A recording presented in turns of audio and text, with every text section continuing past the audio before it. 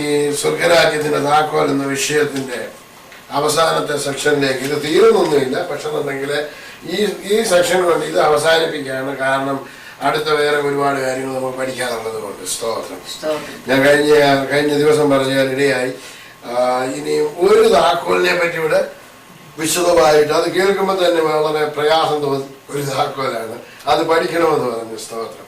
അതുകൂടെ പഠിപ്പിച്ചതിന് ശേഷം ഇത് നിർത്തുവാനാണ് ആഗ്രഹിക്കുന്നത്. കാരണം നമുക്ക് ഇനി അടുത്ത കാര്യങ്ങളൊക്കെ പഠിക്കേണ്ടതായുണ്ട്. വിശ്വാസത്തെ പറ്റി പഠിക്കണം. പിന്നെ ഒരുപാട് കാര്യങ്ങൾ നമ്മൾ പഠിച്ച് അതിന്റെ മർമ്മങ്ങളെ മനസ്സിലാക്കുവാനുണ്ട്. ഇത് നമ്മളൊരു ബൈബിൾ ക്ലാസ് അല്ല, ബൈബിൾ കോളേജല്ല, വചനത്തിന്റെ മർമ്മങ്ങളെയാണ് പഠിക്കുന്നത്. സ്തോത്രം.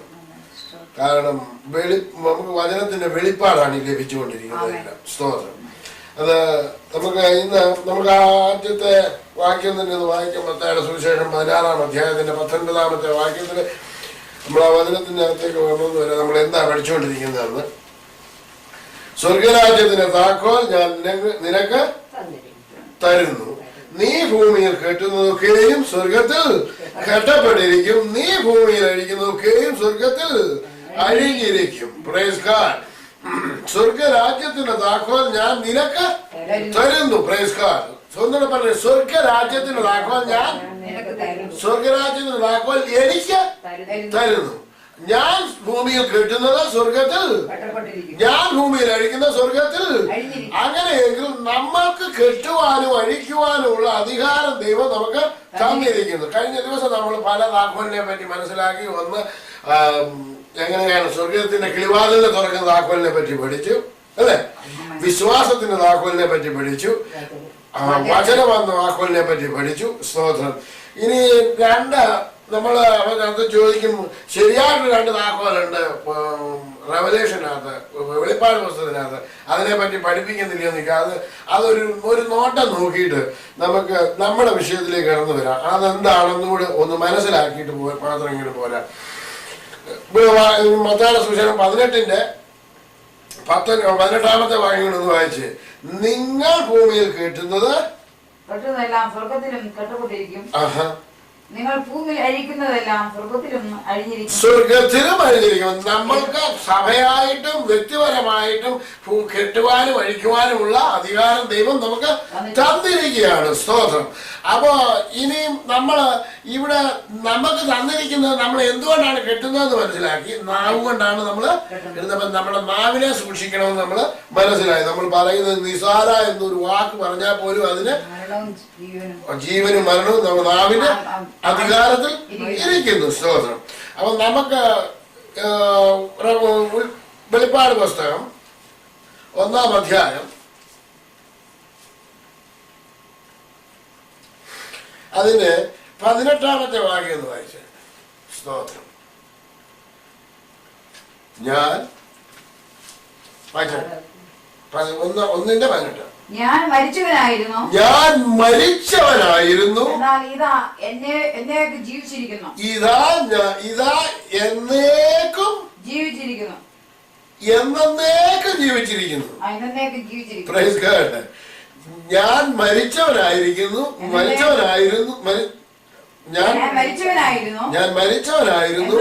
എന്നാൽ ഇതാ എന്നേക്കും ജീവിച്ചിരിക്കുന്നു. നമ്മൾ മലാഖി പ്രവചനത്തിൽ എങ്ങനെ വായിക്കുന്നത്? യഹോവ മാറാത്തവൻ. Praise God. നമ്മൾ എബ്രായ ലേഖനത്തിൽ എങ്ങനെ വായിക്കുന്നത്? എബ്രായ 13-18 എങ്ങനെ വായിക്കുന്നത്? യേശു ഇന്നലെയും ഇന്നും എന്നേക്കും അനന്യൻ. Praise God. ഇവിടെ വായിക്കുന്നു ഞാൻ എന്നേക്കും ആര് ജീവിച്ചിരിക്കുന്നു? യേശു. ആര് ജീവിച്ചിരിക്കുന്നു? യേശു എന്നേക്കും യേശു മരിച്ചവനായിരുന്നു. യേശു എന്നേക്കും ജീവിച്ചിരിക്കുന്നു. യേശുവിനെ പറ്റി ഇനി ഒരു വാക്യം ഒന്ന് എടുത്താട്ട്. യോഹന്നാന്റെ സുവിശേഷം 1:1 യേശുവിനെ പറ്റി എന്താ പറയുന്നത്? ആദിയിൽ വചനമുണ്ടായിരുന്നു, വചനം ദൈവത്തോടു കൂടിയായിരുന്നു, വചനം ദൈവമായിരുന്നു. അടുത്ത വായിച്ചു. വചനമുണ്ടായിരുന്നു. ആദിയിൽ വചനം ദൈവത്തോടു കൂടെ ആയിരുന്നു. വചനം ദൈവമായിരുന്നു. അവൻ ആദിയിൽ ദൈവത്തോടു കൂടെ ആയിരുന്നു. സകലവും മുഖാന്തരം ഉളവായി. സകലവും അവൻ മുഖാന്തരം ഉളവായതൊന്നും അവനെ കൂടാതെ അവനിൽ ജീവനുണ്ടായിരുന്നു. അവൻ മരിച്ചവനായിരുന്നു എന്ന് നമ്മള് മുമ്പ് വായിച്ചില്ലേ? ഇപ്പൊ വായിക്കുന്നു അവൻ എന്നേക്കും ആരെന്നേക്കും ജീവിച്ചിരിക്കുന്നു. യേശു എന്നേക്കും ജീവിച്ചിരിക്കുന്നു. അതാരാകുന്നു? വചനമാകുന്ന ദൈവം എന്നേക്കും ജീവിച്ചിരിക്കുന്നു. Praise God. ഈ വചനം എന്നേക്കും ജീവിച്ചിരിക്കുന്നു. ഇനി ആ ഉൾപ്പാട് പുസ്തകത്തിന്റെ ബാക്കി ഭാഗം വായിച്ചു. എന്നേക്കും ജീവിച്ചിരിക്കുന്നു. മരണത്തിന്റെയും പാതാളത്തിന്റെയും താക്കോൽ എന്റെ കൈവശമുണ്ട്. മരണത്തിന്റെയും പാതാളത്തിന്റെയും താക്കോൽ ആരുടെ കൈവശമുണ്ട്? എന്റെ മുഖത്തേക്ക് നോക്കിയ മരണത്തിന്റെയും പാതാളത്തിന്റെയും താക്കോൽ ആരുടെ കൈവശമുണ്ട്? യേശു വചനത്തിന്റെ കൈവശം ഉണ്ട്. മരണത്തിന്റെയും പാതാളത്തിന്റെയും താക്കോൽ ആരുടെ കൈവശമുണ്ട്? നീ ക്രിസ്തുവിനെ കർത്താവെന്ന് വായുകൊണ്ട് വിശ്വസിക്കുകയും വായുകൊണ്ട് ഏറ്റുപറയുകയും ചെയ്താൽ നീ മരണത്തിന്റെ പാതാളത്തിൽ നിന്ന് നീ എവിടെ വരും? ജീവന്റെ താക്കോൽ ആരുടെ കയ്യിലുണ്ട്?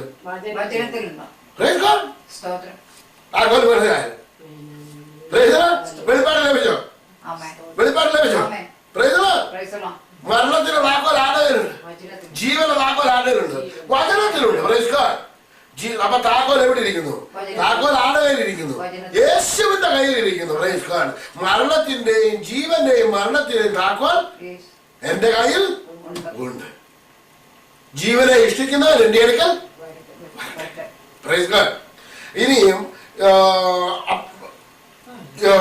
വെളിപ്പാട് പുസ്തകം 3-ാം അധ്യായം ഇവിടെ നിർത്താം. 3-ാം അധ്യായം എടുക്കുന്നതിന് മുന്നേ വേറൊരു അധ്യായത്തിലേക്ക് കൂടെ പോകാം. 19-ാം അധ്യായത്തിൽ കൂടെ ഒന്ന് പോയിട്ട് വരാം. അതിന്റെ 11-ാമത് വാക്യം ഒന്ന് വായിച്ചായിട്ട്. സ്തോത്രം.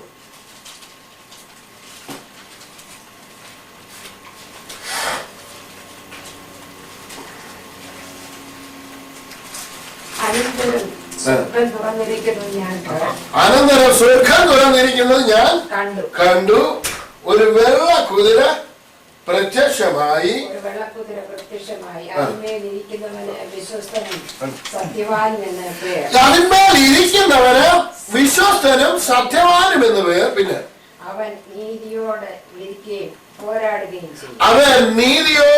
വിധിക്കുകയും പോരാടുകയും ചെയ്യുന്നു. പിന്നെ അവന്റെ കണ്ണ് അഗ്നിജ്വാല. നമ്മൾ 1-ാം അധ്യായത്തിനകത്ത് ഒരുപാട് ദിവസം 1-ാം അധ്യായത്തിനകത്ത് വായിക്കുന്നുണ്ട്. അവന്റെ കണ്ണ് അഗ്നിജ്വാലയ്ക്ക് ഒത്ത കണ്ണ്. ഇവന്റെ കണ്ണ് അഗ്നിജ്വാല. തലയിൽ അനേക രാജമുടികൾ. എഴുതിയിട്ടുള്ള ഒരു നാമം അവനുണ്ട്. Praise God. എഴുതിയിട്ടുള്ള ഒരു നാമം ആർക്കുണ്ട്? എന്റെ യേശുവിന് ഉണ്ട്. Praise God.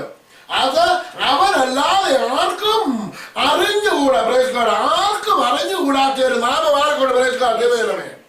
യേശുവിനുണ്ട്. അത് ആർക്കും അറിഞ്ഞുകൂടാ. അവൻ രക്തം തളിച്ച ഉടുപ്പ് ധരിച്ചിരിക്കുന്നു. Praise God. അവൻ എന്ത് ധരിച്ചിരിക്കുന്നു? രക്തം തളിച്ച ഉടുപ്പ് ധരിച്ചിരിക്കുന്നു. അവന് ദൈവവചനമെന്ന് പേർ പറയുന്നു. അവന്റെ പേരെന്താണ്? ദൈവവചനമെന്ന്. യേശുവിന്റെ പേരെന്ന് പറയുന്നു ദൈവവചനമെന്ന് പേർ പറയുന്നു. അപ്പൊ ഈ ദൈവവചനം യേശുവിന് നിങ്ങൾ ക്രിസ്തുവിനെ ഇറക്കണമെന്ന് വിചാരിച്ച ആ സ്വർഗത്തിൽ കയറുമെന്നോ ക്രിസ്തുവിനെ മരിച്ചവരുടെ ഇടയിൽ നിന്ന് കയറ്റണമെന്ന് വിചാരിച്ച ആ പാതാളത്തിൽ ഇറങ്ങുമെന്നോ നിങ്ങളുടെ ഹൃദയത്തിൽ പറയരുത്. എന്നാൽ അത് എന്ത് പറയുന്നു? വചനം നിനക്ക് സമീപമായും നിന്റെ വായിലും നിന്റെ ഹൃദയത്തിലും ഇരിക്കുന്നു. അപ്പൊ വചനം എവിടെ ഇരിക്കുന്നു? നമ്മുടെ വായിലും നമ്മുടെ സമീപത്തിൽ നമ്മുടെ വായിലും നമ്മുടെ ഹൃദയത്തിലും ഇരിക്കുന്നു. Praise God. സ്വർഗരാജ്യത്തിന്റെ താക്കോൽ എവിടെ ഇരിക്കുന്നു? നമ്മുടെ സമീപത്ത് നമ്മുടെ വായിലും നമ്മുടെ ഹൃദയത്തിലും ഇരിക്കുന്നു. Praise God. നിങ്ങൾ മുമ്പേ അവന്റെ രാജ്യവും നീതിയും അന്വേഷിപ്പിൻ. അതോടുകൂടി നിങ്ങൾക്ക് സകലതും ലഭിക്കും. നിങ്ങൾ പുഴുവെടുക്കുന്നതും കള്ളം തിരന്ന് മോഷ്ടിക്കുന്നതുമായ ഭൂമിയിൽ നിങ്ങളുടെ നിക്ഷേപത്തെ സ്വരൂപിക്കണം. നിങ്ങളുടെ നിക്ഷേപം എവിടെയായിരിക്കണം? കള്ളം തിരന്ന് മോഷ്ടിക്കാത്തതും പുഴുവെടുക്കാത്തതും ആയ സ്വർഗത്തിൽ നിങ്ങളുടെ നിക്ഷേപം ഇരിക്കുന്നത് നിങ്ങളുടെ ഹൃദയം. അതെവിടെയാ? നമ്മുടെ ഹൃദയത്തിൽ. അപ്പൊ നമ്മുടെ ഹൃദയത്തിൽ എന്താണ് നിക്ഷേപിക്കേണ്ടത്? ദൈവ വചനം. അവിടെ ആരൊക്കെയുണ്ട് നമ്മുടെ ഹൃദയത്തില്? പിതാവ്, പുത്രൻ, പരിശുദ്ധാത്മാവ്. നിങ്ങളുടെ ഹൃദയത്തിന്റെ മാംസപലകളിന്മേൽ ഞാൻ എന്റെ ന്യായപ്രമാണത്തെ എഴുതി വെക്കുക. എങ്ങനെ എഴുതുന്നത്? എങ്ങനെ എഴുതുന്നത്? ഓക്കെ, സദൃശവാക്യം 3-ാം അധ്യായത്തിലാണ്. 3-ാമത്തെ വാക്യം. നിന്റെ ഹൃദയത്തിന്റെ മാംസപലകളിന്മേൽ, അത് മാംസപലകളിൽ എഴുതുക. ആരെഴുതണം? വായിച്ചു. നിന്റെ മകനെ എന്റെ ഉപദേശം മറക്കരുത്, നിന്റെ ഹൃദയം എന്റെ കൽപ്പനകളെ ഓർത്തുകൊള്ളട്ടെ. അവ ദീർഘായുസ്സും ജീവകാലവും സമാധാനവും നിനക്ക് വർദ്ധിപ്പിച്ചു തരും. ദയയും വിശ്വസ്തയും നിന്നെ വിട്ടുപോകരുത്. അവയെ നിന്റെ കഴുത്തിൽ കെട്ടിക്കൊള്ളുക, നിന്റെ ഹൃദയത്തിന്റെ പലകയിൽ എഴുതിക്കൊള്ളുക. നിന്റെ ഹൃദയത്തിന്റെ പലകളിൽ എഴുതണം. നിന്റെ ഹൃദയത്തിന്റെ പലകളിൽ എങ്ങനെ എഴുതേണ്ടത്? സങ്കീർത്തനം 45-ാം അധ്യായത്തിന്റെ 1-ാമത്തെ വാക്യം. സ്തോത്രം. എന്റെ നാവ് സമർത്ഥനായ ലേഖകന്റെ എഴുത്തുപോൽ ആകുന്നു. ഈ നാവ് സമർത്ഥനായ സമർത്ഥനായ ലേഖകന്റെ എഴുത്തുപോൽ. അപ്പൊ ഈ നാവാകുമായ എഴുത്തുപോൽ കൊണ്ട് ഹൃദയമാകുന്ന മാംസപ്പലകളിന്മേല് ദൈവവചനമാകുന്ന യേശുവാകുന്ന ദൈവവചനത്തെ നാം എഴുതണം. വിതയ്ക്കുന്നവൻ വിതയ്ക്കാൻ പുറപ്പെട്ടു. ഹല്ലേലൂയ, സ്തോത്രം. വിതയ്ക്കുന്നവൻ എന്ത് വിതച്ചു? എന്ത് വിത്താണ് വിതച്ചത്? ദൈവവചനം. അത് എവിടെ ചെന്ന് വീഴണം? ഹൃദയത്തിന്റെ മാംസഫലം. മർക്കോസിന്റെ സുവിശേഷം 4:14.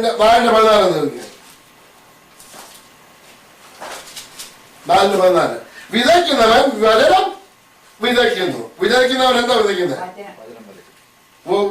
വചനം എവിടെയാ വിതയ്ക്കുന്നത്? അതിന്റെ വചനം വിതച്ചിട്ട് വഴിയറിയ വീണത് കേട്ട ഉടനെ സാത്താൻ വന്ന് ഹൃദയത്തിൽ വിതയ്ക്കപ്പെട്ട വചനം എടുത്തു കളയുന്നു. അപ്പൊ വചനം എവിടെയാ വിതയ്ക്കപ്പെടുന്നത്? നമ്മുടെ ഹൃദയത്തിലാണ് വിതയ്ക്കുന്നത്. സ്തോത്രം. ഹല്ലേലൂയ, സ്തോത്രം. അടുത്തത് അതിന്റെ 4-ാം അധ്യായത്തിന്റെ തന്നെ ഒരു ഭാഗം കൊണ്ടൊന്ന് വായിച്ച്, അതിന് 26-ാമത്തെ വാക്യം ഒന്ന് വായിച്ചു. ദൈവരാജ്യം ഒന്ന് വായിച്ചു. ദൈവരാജ്യം ഒരു മനുഷ്യൻ മണ്ണിൽ വിത്ത് എറിഞ്ഞ ശേഷം രാവും പകലും ഉറങ്ങിയും എഴുന്നേറ്റും ഇരിക്കെ അവൻ അറിയാതെ വിത്ത് മുളച്ചു വരുന്നത് പോലെ ആകുന്നു. എങ്ങനെ നമ്മളിപ്പം ഇവിടെ ഈ മണ്ണില് എടുത്ത് ഒരു വിത്ത് വിട്ടുകയാണ്. എന്തിന്റെ ഒരു വിത്ത് ഇട്ട് കഴിഞ്ഞ് കഴിഞ്ഞാൽ നമ്മൾ എപ്പോഴും ചെന്ന് അതിനെക്കുറിച്ച് നോക്കുക. എങ്ങനെ കിളത്ത് വന്നത്? ഞാൻ കഴിഞ്ഞ പ്രാവശ്യം പറഞ്ഞു തോന്നുന്നു. ഞാൻ എന്റെ ജ്യേഷ്ഠനെ ചെറുപ്പത്തിൽ കൊച്ചു കുഞ്ഞുങ്ങളായിരുന്നപ്പോൾ ഒരു കാര്യം ചെയ്ത്, ഞങ്ങൾ കൊച്ചു കുഞ്ഞുങ്ങൾ, ഞങ്ങൾ 5-3 വയസ്സേ ഉള്ളൂ. അപ്പം ഞങ്ങൾ രണ്ടുപേരും കൂടെ മുറ്റത്ത് റോസച്ചെടി എവിടുന്നേലും കമ്പെടുത്തോണ്ട് വരും. അത് കൊണ്ടും നടും. അപ്പം പുള്ളിയും കൊണ്ട് നട്ടു, ചേട്ടനും നട്ടു, ഞാനും നട്ടു. അപ്പൊ എന്റെ അനിയനാണ് 5 വയസ്സിന് ശേഷം അവനുള്ള. അപ്പൊ അവൻ കൊച്ചു കുഞ്ഞ്. അപ്പം ഞാൻ രാവിലെ എഴുന്നേറ്റ് ഇങ്ങോട്ട് വരുന്നതിന് മുന്നേ രാത്രിയിലെ ഓർത്ത് കിടക്കുന്നതാണ്. ചേട്ടന്റെ പോയി ആ റോസച്ചെടി ഒന്ന് പൊക്കി നോക്കണം, അതിന് വേര് കിളുത്തിട്ടുണ്ടോ. ഞാൻ വെളുപ്പിനെ എഴുന്നേറ്റ് പോകും. വെളുപ്പിനെ എഴുന്നേറ്റ് അമ്മ മുറ്റം തൂക്കാൻ പോകുന്നതിന് മുന്നേ തന്നെ ഞാൻ പോയിട്ട് എന്തോ ചെയ്യും, ചെന്നിട്ട് ഇവന്റെ റോസക്കം ഇങ്ങനെ പൊക്കി എടുത്തിട്ട് നോക്ക്, വേര് കളിച്ചില്ല. ഞാൻ വേര് കളിച്ചില്ല. എന്നിട്ട് വേറെ അഥവാ വെള്ളം പൊട്ടി വന്നിട്ടുണ്ടെങ്കിൽ ഞാൻ കുത്തി വെക്കും. എന്തിനാ? ആ വേറെ കിളുത്ത് കയറിയത്. പിന്നെ അടുത്തത് പുള്ളി എഴുന്നേറ്റ് വന്നിട്ട് എന്റെ അതും പൊക്കി എടുത്ത് നോക്കും. അപ്പൊ അത് എന്താ നമ്മൾ നോക്കുന്നവർക്ക് വേറെ കിളുത്ത് വരുന്നുണ്ടോന്ന്. അത് മനുഷ്യൻ അറിയുന്നുണ്ടോ എങ്ങനെയാ കിളുത്ത് വരുന്നതെന്ന്? നമ്മൾ അറിയുന്നില്ല. ഭൂമിയിൽ വിത്ത് എങ്ങനെയാണ് മുളച്ച് വരുന്നത്, അതിന് വേരെങ്ങനെയാണ് കിളിർക്കുന്നതെന്ന്, അതിന് വേരിൽ കൂടി എങ്ങനെയാണ് ആഹാരം പോകുന്നത്, അതിന്റെ തിയറിയൊക്കെ നമുക്കറിയാം. എങ്ങനെയാ പോകുന്നത്, അത് എപ്പോഴാണ് ഈ സംഭവങ്ങളൊക്കെ നടക്കുന്നത് എന്നുള്ള വിവരമൊന്നും ആരും അറിയുന്നില്ല. അപ്പൊ ഇവിടെ വിത്ത് എവിടെയാ വിതച്ചേക്കുന്നത്? വചനമാകുന്ന വിത്ത് ഹൃദയമാകുന്ന ഈ വയലിൽ വിതയ്ക്കുമ്പോ ഇത് രാത്രിയിൽ എങ്ങനെ കിടന്ന് ഉറങ്ങുന്നു. ഓതുവാശീനി മാർക്കോസിന്റെ സുവിശേഷം 4-ാം അധ്യായത്തിൽ ദൈവരാജ്യം ഒരു മനുഷ്യൻ മണ്ണിൽ വിത്ത് എറിഞ്ഞ ശേഷം രാവും പകലും ഉറങ്ങിയും എഴുന്നേറ്റും ഇരിക്കുന്നത് പോലെ എനിക്ക് അവൻ അറിയാതെ വിത്ത് മുളച്ചു വരുന്നത് പോലെ ആകുന്നു. അവൻ അറിയാതെ മുളച്ചു വരുന്നത് പോലെ ആകുന്നു. പിന്നെ ഭൂമി സ്വയമായി മുമ്പ് ഞാറും പിന്നെ കതിരും പിന്നെ കതിരിൽ നിറഞ്ഞ മണിയും ഇങ്ങനെ വിളയുന്നു. പിന്നെ അടുത്തത് ധാന്യം വിളയുമ്പോൾ കൊയ്ത്താകൊണ്ട് അവൻ ഉടനെ അരുവാൾ വെക്കുന്നു. ധാന്യം എല്ലാം ശ്രദ്ധിച്ചേ. നമ്മള് വിത്തു വിതച്ചു. എവിടെ വിതച്ചു? ഏത് നിലത്തില്? ഹൃദയമായ നിലത്തിൽ വിത്ത് വിതച്ചു. അത് രാത്രിയിൽ കിടന്നുറങ്ങി എഴുന്നേറ്റ് വരുന്നുണ്ട്. അത് ക്രമേണ എന്തോ ചെയ്യുന്നു? വെള്ളവും കൊടുക്കുന്നുണ്ട്. അത് വളർന്ന് ഞാറാകുന്നു, കതിരാകുന്നു. കതിര് പിന്നെ എന്തായിത്തീരുന്നു?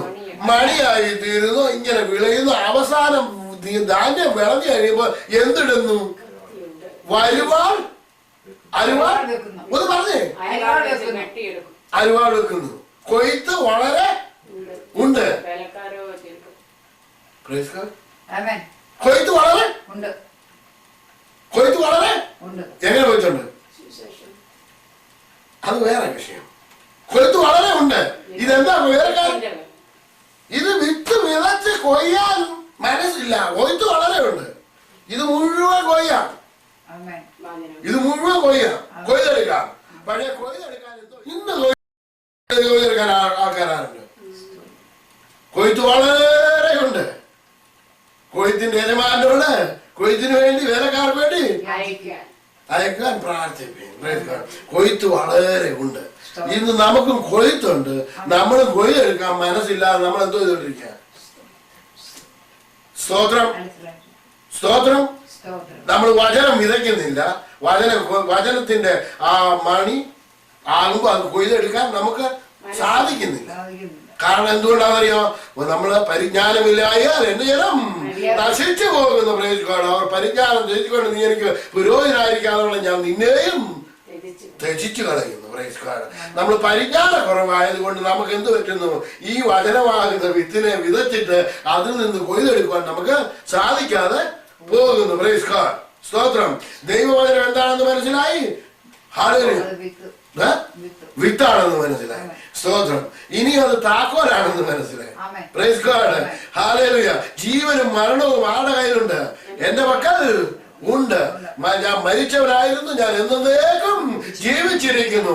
മരണത്തിന്റെയും പാതാളത്തിന്റെയും താക്കോൽ എന്റെ കയ്യിലുണ്ട്. സ്തോത്രം. അത് ആവശ്യമുള്ളവർക്ക് അത് സ്തോത്രം അവന്റെ കയ്യിൽ നിന്ന് വാങ്ങി അവൻ പാതാളത്തിൽ നിന്ന് ജീവനിലേക്ക് കടക്കുവാനുള്ള താക്കോൽ അവന്റെ മക്കളുണ്ട്. സ്തോത്രം. ഇനി 3-ാം അധ്യായം, വെളിപ്പാട് പുസ്തകം 3-ാം അധ്യായത്തിന്റെ ഒരു വാക്യം കൂടെ, ഒരു താക്കോലോട് നോക്കിയിട്ട് നമുക്ക് അടുത്ത വചനത്തിലേക്ക് കിടക്കാം. സ്തോത്രം.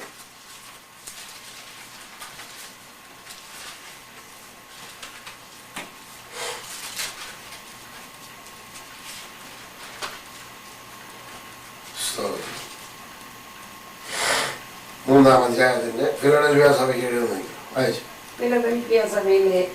ഫിലദൽഫിയയിലെ സഭയുടെ ദൂതനെ എഴുതുക.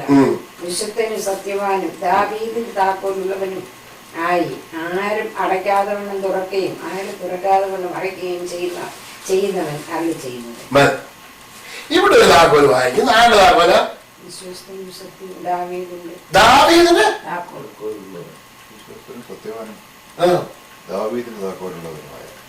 വിശ്വസ്തനും സത്യവാനും ദാവീദിന്റെ താക്കോൽ. ദാവീദ് താക്കോൽ ഇപ്പൊ ആരുടെ ഇരിക്കുന്നത്? ദാവീദ് ആരായിരുന്നു? ഇസ്രായേലിന്റെ രാജാവ്. ദാവീദിനെ പോലെ രാജാവ് ജനിച്ചിട്ടുണ്ട്. എന്റെ ഹൃദയപ്രകാരമുള്ള പുരുഷൻ. അവനെ പോലെ രാജാവ് ലോകത്തിൽ ജനിച്ചിട്ടേ ഇല്ല. Praise God. ഇനി തൊട്ട് ജനിക്കാനും പോകുന്നില്ല. ദാവീദിന്റെ പുത്രനായി വന്ന യേശുവിന്റെ കയ്യിൽ ആരുടെ താക്കോലുണ്ട്? ദാവീദിന്റെ താക്കോലുണ്ട്. ആ താക്കോല് കൊണ്ട് ആര് തുറന്നാലും അടയ്ക്കാൻ പറ്റത്തില്ല. ഇല്ലേ? ആര് തുറന്നാലും ഇതുകൊണ്ട് അടയ്ക്കാൻ പറ്റുമോ? ആർക്കെങ്കിലും അടയ്ക്കാൻ പറ്റൂല. ഒന്ന് വായിച്ചേ. ദാവീദിന്റെ താക്കോലുള്ളവരുമായി ആരും അടയ്ക്കാതെ വണ്ണം തുറക്കുകയും ആരും തുറക്കാതെ വണ്ണം അടയ്ക്കുകയും ചെയ്യുന്നു. ആരും അടയ്ക്കാതെ വണ്ണം തുറക്കുകയും ചെയ്യുന്നവരാണ് ചെയ്യുന്നത്. അപ്പൊ ഇത് തുറക്കുകയും അടയ്ക്കുകയും ചെയ്യണമെന്നുണ്ടെങ്കിൽ, ഈ കഥ തുറക്കുകയും അടയ്ക്കുകയും ചെയ്യണമെന്നുണ്ടെങ്കിൽ ആര് വേണം? ഈ ദാവീദിന്റെ താക്കോല് ഉള്ളവൻ വേണം. ഈ താക്കോൽ ആരുടെയിലേക്കും? സ്വർഗരാജ്യത്തിന്റെ താക്കോൽ ഞാൻ നിനക്ക് തന്നിരിക്കുന്നു. നീ ഭൂമിയിൽ കെട്ടുന്നത് സ്വർഗത്തിൽ കടപ്പെട്ടിരിക്കും, നീ ഭൂമിയിൽ അഴിക്കുന്നത് സ്വർഗത്തിൽ അഴിഞ്ഞിരിക്കും. സ്തോത്രം. സ്വർഗരാജ്യത്തിന്റെ താക്കോൽ വന്നപ്പോ സ്വർഗരാജ്യത്തിലേക്കുള്ള താക്കോലാന്ന് തന്നെ. സ്വർഗരാജ്യത്തിന്റെ താക്കോലാണ്. നമ്മൾ ഹോട്ടലിലേക്ക് നമ്മൾ ചെല്ലുവാനുള്ള താക്കോലാന്ന്, ഹോട്ടലിന്റെ താക്കോലാന്ന്. ഹോട്ടലിന്റെ താക്കോലാകുമ്പോ ഹോട്ടലിൽ സകല മുറികളിൽ നമുക്ക് കയറി ചെല്ലാം. ഈ റൂം തുറക്കരുത്, ഈ വാതിൽ തുറക്കരുത് എന്ന് പറഞ്ഞിട്ട് അതിന് സീൽ വെച്ചിട്ടുണ്ടോ? അതിന്റെ താക്കോല് ആരുടെ കയ്യിലുണ്ട്? നമ്മുടെ കയ്യിൽ തന്നിരിക്കുകയാണ്. ദാവീദിന്റെ താക്കോല് ആരുടെ കയ്യിൽ തന്നിരിക്കുകയാണ്? നമ്മളെ എങ്ങനെയാണ് തന്നിരിക്കുന്നത്? നിന്നെ രാജകീയ പുരോഹിത വർഗമാക്കി തീർത്തിരിക്കുകയാണ്. നീ ഒരു പുരോഹിത വർഗമല്ല, രാജകീയ പുരോഹിത വർഗമാക്കി തീർത്തിരിക്കുകയാണ്. നിന്നെ രാജാവും, നമ്മുടെ രാജാവും പുരോഹിതനും ആക്കി തീർത്തിരിക്കുകയാണ്. സ്തോത്രം. അപ്പൊ രാജാവിന്റെ കയ്യിൽ, മകന്റെ കയ്യിൽ താക്കോൽ കൊടുക്കുന്നില്ലയോ? സ്വന്തം മകൻ ശലോമോന്റെ കയ്യിൽ ആരാ താക്കോൽ കൊടുത്തത്? ദാവീദ് കൊടുത്തു. നമ്മളെ അവന്റെ മക്കളാക്കി തീർത്തിരിക്കുകയാണ്. സ്തോത്രം. അപ്പൊ താക്കോൽ ആരുടെ കയ്യിലിരിക്കുന്നു? ആരും തുറക്കാതെ എന്ന് വായിച്ചിനി. ആരും തുറക്കാതെ വണ്ണം അടക്കി ചെയ്തവൻ അള്ളി ചെയ്യുന്നത്. ഫിലദെൽഫിയയിലെ സഭയുടെ ദൂതൻ എഴുതുക, വിശുദ്ധനും സത്യവാനും ദാവീദിന്റെ താക്കോൽ ഉള്ളവനും ആയി ആരും തുറക്കാവണ്ണം അടയ്ക്കാവണ്ണം തുറക്കുകയും ആരും തുറക്കാവണ്ണം അടയ്ക്കുകയും ചെയ്യുന്നവൻ അള്ളി ചെയ്യുന്നത്. ഒന്ന് ശ്രദ്ധിച്ച് അവിടെ മാത്രം നിൽക്കണം. ആരും അടയ്ക്കാതെ വണ്ണം തുറക്കുകയും, ആരും അടയ്ക്കാതെ വണ്ണം തുറക്കുകയും. ഞാൻ ഭൂമിയിൽ ഒരു കാര്യത്തെ കെട്ടിയാൽ ആ സ്വർഗത്തിൽ എന്താ ചെയ്യും? ഞാൻ ആ വാതില തുറന്നാൽ സ്വർഗത്തിൽ എന്താ ചെയ്തിരിക്കും? ആ വേറെ ആളുകൾ അടയ്ക്കാൻ പറ്റില്ല. ഇത് ഞാനെന്താ പറയുന്നത്? നമ്മളതല്ലേ പറയുന്നത്. ആരെയും അധികാരം നമുക്ക് തന്നേക്കുന്നത്? താക്കോലുള്ളവരാണ്. പിന്നെ തുറക്കുകയില്ല. നമ്മളെ അടയ്ക്കാതിരുന്നാ മതി. നമ്മളത് ഇന്നത്തെ കാലത്ത് ഇപ്പൊ എന്താ ചെയ്തതെന്നറിയാം? പലരും കെട്ടുക, അഴിക്കുക, തുറക്കുക, അടയ്ക്കുക ഒക്കെ അങ്ങ് ചെയ്യുക. അറിയാതെ തന്നെ തുറക്കുക അടയ്ക്കുകയൊക്കെ ചെയ്യുന്നത്. ഇത് തുറക്കാതെ അടയ്ക്കാതെ ആർക്കും അറിയത്തില്ല. ഈ യേശുവിന്റെ നാമത്തിൽ ബന്ധിക്കുന്നു, അഴിക്കുന്നു എന്നൊക്കെ പറയും. ബന്ധിക്കുന്നു, അഴിക്കുന്നു യേശുവിന്റെ നാമത്തിൽ. എന്താ പറയുന്നതെന്ന് പോലും തിരിച്ചറിയുന്നില്ല. തുറക്കാനും അപ്പൊ ബന്ധിക്കുക, അഴിക്കാനുള്ള ചെയ്യുന്നത്. അപ്പൊ അതിനർത്ഥം എന്തോ? വിടുതൽ പ്രാപിക്കുന്നില്ല. ബന്ധിക്കുക, അഴിക്കുക. അപ്പൊ എന്താണ് പറയുന്നത്, എന്താണ് നീ ചെയ്യുന്നതെന്ന് എന്തില്ല? സ്വർഗരാജ്യത്തിന്റെ പരിജ്ഞാനമില്ലായാൽ എന്തരം നശിച്ചു പോകുന്നത്. നാം എന്താണ് പറയുന്നത്? പ്രാർത്ഥിക്കുമ്പോ നമ്മള് ഈ ജാതികളെ പോലെ കൽപ്പന ചെയ്യാതെ അല്പമേ പ്രാർത്ഥിച്ചുള്ളെങ്കിൽ പ്രാർത്ഥിക്കുന്നത് എന്താണെന്ന് ബോധത്തോടു കൂടി നമ്മള് പ്രാർത്ഥിക്കേണ്ടിയിരിക്കുന്നു. വെളിപ്പാടില്ലാഞ്ഞിട്ടാണ്. ഇപ്പൊ വെളിപ്പാട് ലഭിച്ചു. ദൈവരാജ്യത്തിന് ഒരു മർമ്മങ്ങളും വെളിപ്പെടുത്താൻ സ്തോത്രം. ഹല്ലേലൂയ, സ്തോത്രം. നമ്മള് ലൂക്കോസിന് 18-ാം അധ്യായം നിർത്താൻ സ്തോത്രം. നമുക്ക് എപ്പോഴും ഈ സംശയിച്ച് എല്ലാ കാര്യത്തിനും പോവാണ്. വെളിപ്പാട് ലൂക്കോസിന് സുവിശേഷം 18-ാം അധ്യായം അതിന് 15 വരെയുള്ള വാക്യം ഒന്ന് വായിച്ചു. 15, 16, 17. അവൻ തൊടേണ്ടതിനെ ചിലർ ശിശുക്കളെയും അവന്റെ അടുക്കൽ കൊണ്ടുവന്നു. ശിഷ്യന്മാർ അത് കണ്ട് അവരെ ശാസിച്ചു. യേശു അവരെ അരികത്ത് വിളിച്ച്, പൈതങ്ങളെ എന്റെ അടുക്കൽ വിടുവീൻ, അവരെ തടുക്കരുത്. ദൈവരാജ്യം ഇങ്ങനെയുള്ളവരുടെ ആകുന്നു. ദൈവരാജ്യത്തെ ശിശു എന്ന പോലെ കൈക്കൊള്ളാത്തവൻ ആരും ഒരു നാളും അതിൽ കടക്കയില്ല എന്ന് ഞാൻ സത്യമായിട്ട് നിങ്ങളോട് പറയുന്നു എന്ന് പറഞ്ഞു.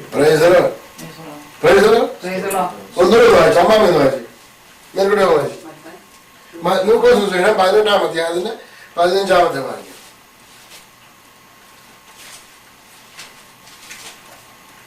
വളരെ ശ്രദ്ധിച്ചാണ് ഇതിനകത്ത് വലിയൊരു മർമ്മം വെളിപ്പെടാൻ പോകണം. അവൻ തൊടേണ്ടതിന് ചിലർ ശിശുക്കളെയും അവന്റെ അടുക്കൽ കൊണ്ടുവന്നു. ശിഷ്യന്മാർ അത് കണ്ട് അവരെ ശാസിച്ചു. യേശു അവരെ അരികത്ത് വിളിച്ച്, പൈതങ്ങളെ എന്റെ അടുക്കൽ വരുവാൻ വിടനെ, അവരെ തടുക്കരുത്, ദൈവരാജ്യം ഇങ്ങനെയുള്ളവരുടേത് ആകുന്നു. ദൈവരാജ്യത്തെ ശിശു എന്ന പോലെ കൈക്കൊള്ളാത്തവൻ ആരും ഒരു നാളും അതിൽ കടക്കയില്ല എന്ന് ഞാൻ സത്യമായിട്ട് നിങ്ങളോട് പറയുന്നു എന്ന് പറഞ്ഞു.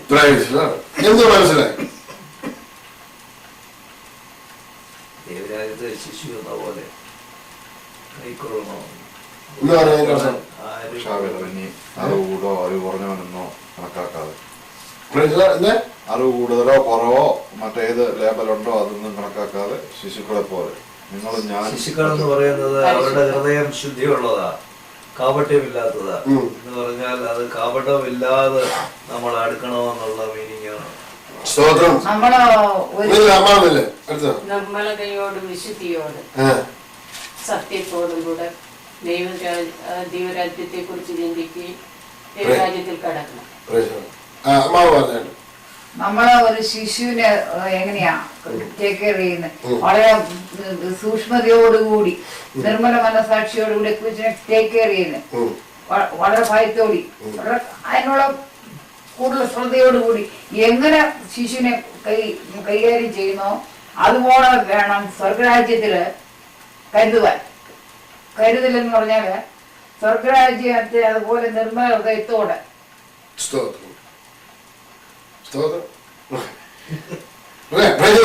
നമുക്ക് എന്താണ്, ഞാൻ ഇതിന്റെ വീണ്ടും വായിക്കാൻ പോയത്, ഞാൻ വായിക്കുന്നുണ്ട്. നിങ്ങൾക്ക് ഇതിന്റെ മർമ്മം വെളിപ്പെടാൻ പോയത്.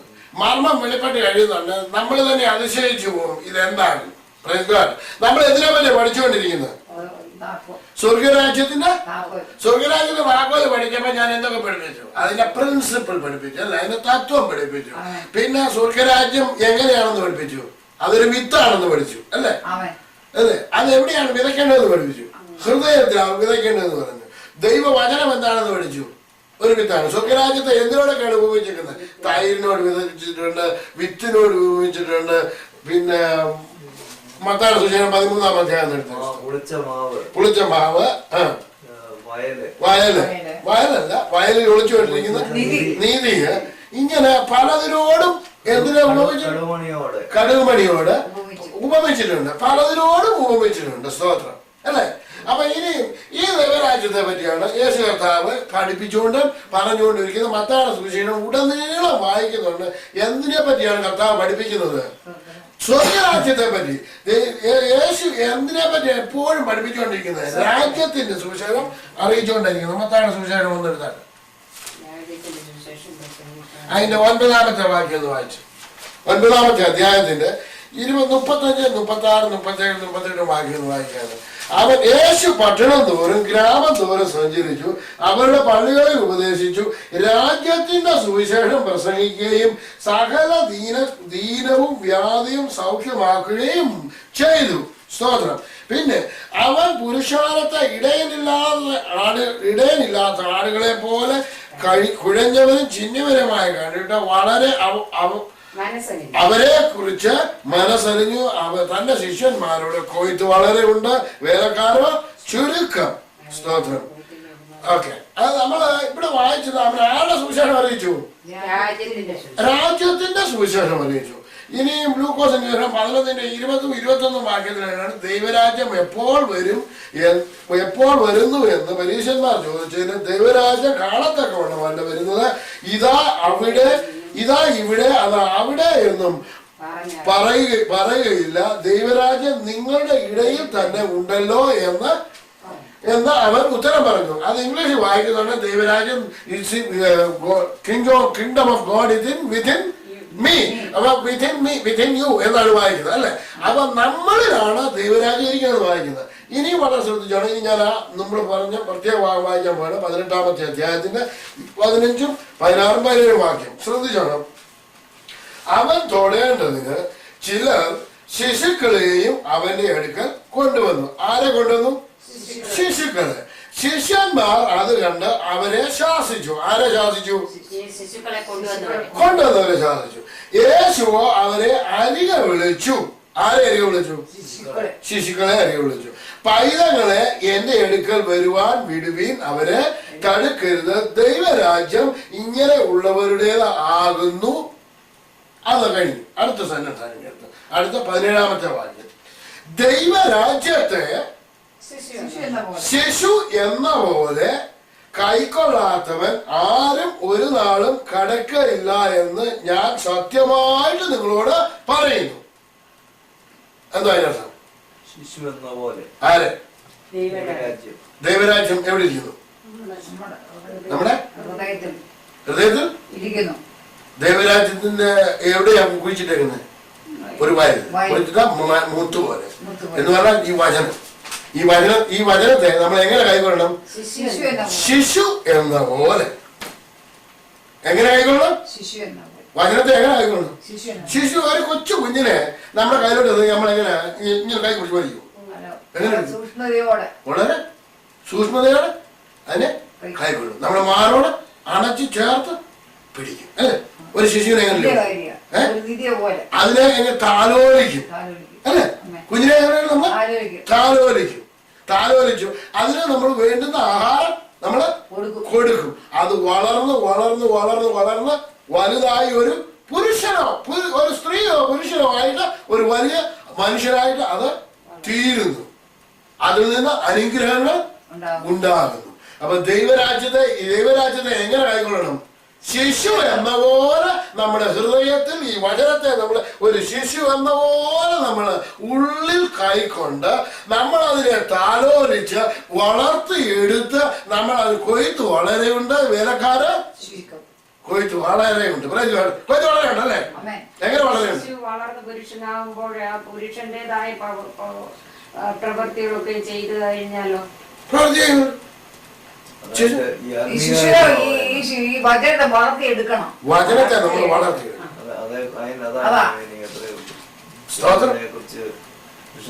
മറ്റൊന്നും ചിന്തിക്കുകയല്ല, വളർന്നെടുക്കുക.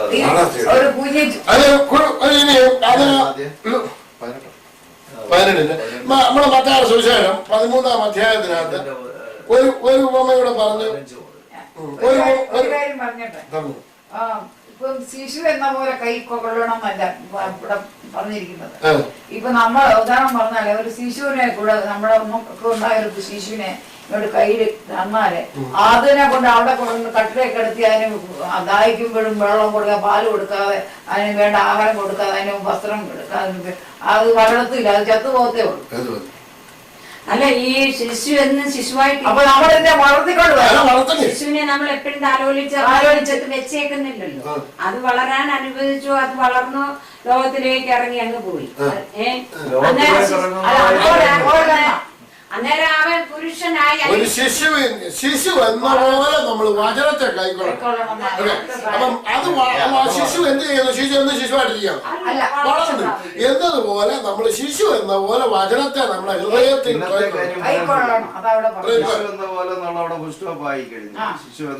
ശിശുവിനെ എങ്ങനെ കൈക്കൊള്ളുന്നു അതുപോലെ നമ്മൾ വചനത്തെ വചനത്തെ നമ്മൾ എങ്ങനെ കൈക്കൊള്ളണം എന്നുള്ളതാണ് എന്റെ വിഷയം. പക്ഷേ പിന്നെ ഈ മോശം പറഞ്ഞു അത് വളർന്ന് ഇത് പക്ഷേ ഫിസിക്കലി ഉള്ള വിശ്വാസത്തിൽ ജനിക്കുന്ന വിശ്വാസത്തിൽ ജനിക്കുന്ന ശിശുവിന്റെ അവസ്ഥയാണ്. അതല്ല മോൻ ചിന്തിച്ചത്. അതല്ല, വേറൊരു വിഷയമാണ്. 4-ന്റെ 30, 31, 32. പിന്നെ അവൻ പറഞ്ഞത് ദൈവരാജ്യത്തെ എങ്ങനെ ദൈവരാജ്യത്തെ എത്ര ഉപമിച്ചിട്ടുണ്ട്? പല രീതിയിൽ ഉപമിച്ചിട്ടുണ്ട്. എങ്ങനെ ഉപമിക്കേണ്ടു? ദൈവരാജ്യത്തെ ഇപ്പൊ ശിശുവിനോട് ഉപമിച്ചായിരുന്നു അല്ലെ? ഒരു ഉപമ ശിശുവിന്റെ കണ്ടു. ഇപ്പൊ ഇത് എങ്ങനെ ഉപമിച്ചേക്കുന്നത്? ഏത് ഉപമയാൽ അതിനെ വർണ്ണിക്കേണ്ടു? അത് കടുകുമണിയോട് സദൃശ്യം. അത് എതിനോട് സാദൃശ്യം? ഈ ദൈവരാജ്യത്തെ ഇപ്പൊ എതിനോടാക്കിയേക്കുന്നത്? കടുകുമണിയോട്. അതിനെ എതിനോടാക്കി? മുമ്പേ ശിശുവിനെ പോലെയാക്കി. ഇപ്പൊ എന്തിനെ പോലെ ആക്കിയേക്കുന്നത്? കടുകുമണിയെ പോലെ ആക്കിയേക്കുന്നത്. അതിനെ വായിച്ച് അത് കടുകുമണിയോട് സദൃശ്യം. അതിനെ മണ്ണിൽ വിതയ്ക്കുമ്പോൾ ഭൂമിയിലെ എല്ലാ വിത്തിലും ഏറ്റവും ചെറിയ വിത്താണ് ഭൂമിയിലെ സകല വിത്തിലും ചെറിയ വിത്താണ്. എന്തിന്റെ വിത്ത്? കടുകിന്റെ വിത്ത്. അപ്പൊ സകല വിത്തിലും ചെറിയ വിത്താണ്. ഈ വിത്താണ് ഭൂമിയിൽ മണ്ണിൽ വിതയ്ക്കുമ്പോൾ. അത് എന്നിട്ട് എങ്കിലും വിതച്ച ശേഷം വളർന്ന് സകല സസ്യങ്ങളിലും വലുതായി തീർന്നു. ഇത് ശ്രദ്ധിക്കണം. ഇത് വളരെ രസകരമായിട്ടുള്ള വിഷയമാണ്.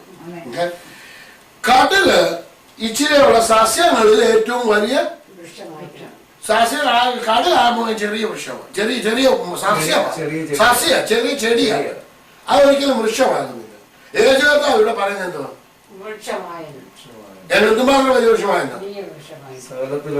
സകലത്തിലും വലിയ വൃക്ഷമായി തീർന്നു. പിന്നെ സകല സസ്യങ്ങളിലും വലുതായി പിന്നെ പക്ഷികൾ അതിന്റെ നിഴലിൽ വലുതായ കൊമ്പുകളെ വിടുന്നു. പക്ഷെ സസ്യങ്ങളിൽ വലുതായെങ്കിൽ വലിയ ഇതായിട്ടല്ലല്ലോ, സസ്യങ്ങളിൽ വലുത്. 31, 32, 13.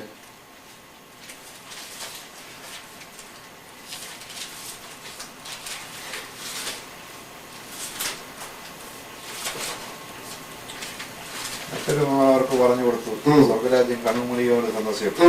അത് ഒരു മനുഷ്യൻ എടുത്ത് തന്റെ വയലിലിട്ടു.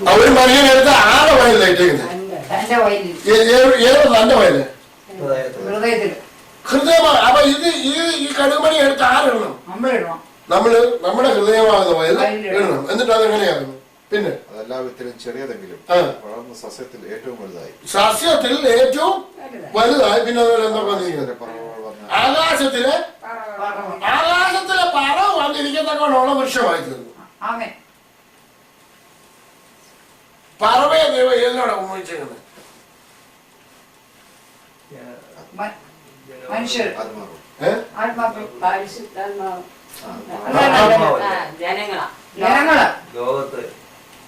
ലോകത്തിലുള്ള ആളുകളെ പല ജാതി കാട്ടുവൃക്ഷങ്ങളെ കൊണ്ട് നിറയ്ക്കുന്നെന്ന് പറഞ്ഞാലേ അതിന്റെ 16-ാമത്തെ വാക്യം വായിച്ചു. അവരിൽ എന്നാൽ നിങ്ങളുടെ കണ്ണ് കാണുന്നത് കൊണ്ട് നിങ്ങളുടെ ചെവി കേൾക്കുന്നത് കൊണ്ടും ഭാഗ്യമുള്ളവ. ഏറിയ പ്രവാചകന്മാരും നീതിമാന്മാരും രാജ്യത്തിന്റെ വചനം കേട്ടിട്ട് ഗ്രഹിക്കാൻ ഞാൻ ദുഷ്ടൻ വന്ന് അവന്റെ ഹൃദയത്തിൽ വിതയ്ക്കപ്പെട്ടത് എടുത്തു കളയുന്നു. ഇതത്രേ വഴിയരികെ വിതയ്ക്കപ്പെട്ടത്.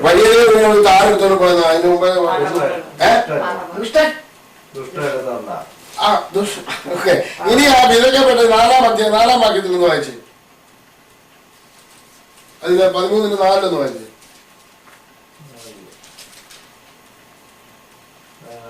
വിതയ്ക്കുമ്പോൾ ചിലത് വഴിയരികെ വീണു, പറവുകൾ വന്ന് അത് തിന്നുകളഞ്ഞു. ഇവിടെ 19-ാമത്തെ വാക്യത്തിൽ എന്താ വായിച്ചേ? അപ്പൊ പറവ ഏതിനോടാ ഉപയോഗിച്ചേക്കുന്നത്? പറവ ഏതിനോടാ ഉപയോഗിച്ചത്? ദുഷ്ടനോടാ ഉപയോഗിച്ചേക്കുന്നത്. മറ്റൊരു 4-ാം അധ്യായം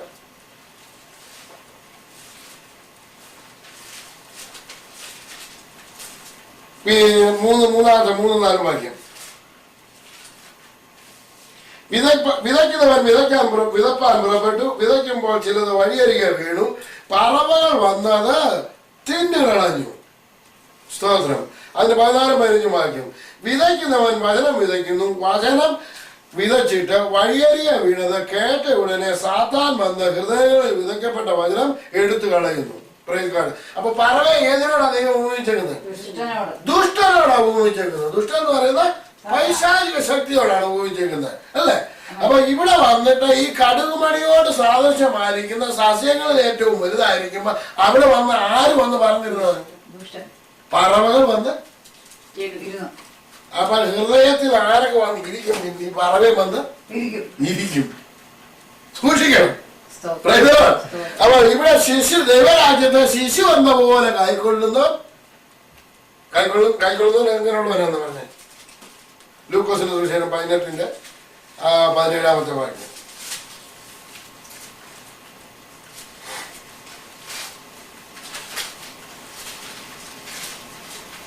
ശിശു എന്ന പോലെ കൈക്കൊള്ളാത്തവരാരും ഒരു നാളും അതിൽ കടക്കയില്ലെന്ന് ഞാൻ കൃത്യമായിട്ട് നിങ്ങളോട് പറയുന്നു. അപ്പൊ വചനം കൈക്കൊള്ളാത്തവൻ ഏതിൽ കടക്കത്തില്ല. സ്വർഗരാജ്യത്തിന്റെ താക്കോൽ എവിടെ ഇരിക്കുന്നു? സ്വർഗരാജ്യത്തിന്റെ താക്കോൽ എങ്ങനെ ഇരിക്കുന്നു? ഹൃദയത്തിൽ നമ്മുടെ കയ്യിൽ ഇരിക്കുകയാണ്. അത് നമ്മൾ ഈ വചനത്തിൽ വചനം കൈക്കൊണ്ടെങ്കിൽ മാത്രമേ നമ്മൾ സ്വർഗരാജ്യത്തിൽ കടക്കുകയുള്ളൂ. പ്രേക്ഷിക്കുക അല്ല കയ്യിലിരിക്കും. അല്ലെങ്കിൽ തർക്കം വെക്കാം. ഇപ്പൊ മനസ്സിലായോ? ഇതിന് മർമ്മം പിടികിട്ടിയോ? കേൾക്കുമ്പോഴൊക്കെ വചനം പറഞ്ഞു പോകുന്നത് ദുഷ്ടനാ കൊണ്ടുവന്നു. എത്ര നാൾ നമ്മളെ കൊണ്ടുപോയിക്കൊണ്ടിരിക്കുക ഓർക്കുന്നത്. ഇപ്പൊ അതിന് മർമ്മം പിടികിട്ടിയോ? ഇപ്പൊ ഇത് കുഞ്ഞിനെ കൈക്കൊള്ളുന്നത് പോലെ വചനം കേൾക്കുന്നുണ്ടെങ്കിൽ അത് കൈക്കൊണ്ടില്ല. എനിക്കിതൊന്നും കേൾക്കണ്ടപ്പോ ഞാൻ എത്ര കേട്ടതെന്ന് അവിടെ കുത്തിയിരുന്നാല് ചിലരാണെന്നുണ്ടെങ്കിൽ വചനം കൈക്കൊണ്ട് കഴിഞ്ഞാൽ കുഞ്ഞുങ്ങളുടെ ഒരു സ്വഭാവം തന്നെ പറഞ്ഞുതരാം. കുഞ്ഞുങ്ങളുടെ സ്വഭാവം എന്താണെന്ന് വെച്ച് കഴിഞ്ഞാൽ കുഞ്ഞുങ്ങളൊക്കെ നമ്മള് അമ്മാമ്മക്കൊക്കെ കുഞ്ഞുങ്ങളെയൊക്കെ വളർത്താറുന്ന ശീലമാണല്ലോ. കൊച്ചു കുഞ്ഞുങ്ങളെ വായിലോട്ട് എന്തെങ്കിലും ആഹാരം വരുന്നത് അവരെന്തോ ചെയ്യും? ചിലപ്പോ എന്ത് ചെയ്യും? തൂപ്പിക്കളെ. അന്നേരം പിന്നെ എന്തോ ചെയ്യും? പിന്നെ അത് തന്നെ പഠിച്ച് പിന്നെ അവരുടെ വായിലോട്ട് വെച്ചു കൊടുക്കും. അത് തന്നെ വലിച്ചിട്ട് അവരുടെ വായിലോട്ട് വെച്ചു കൊടുക്കും. പിന്നെ അവർ തുപ്പിക്കളെ. എന്ത് പറഞ്ഞാലും ഞാനൊരു ഉപദേശം കൊണ്ടു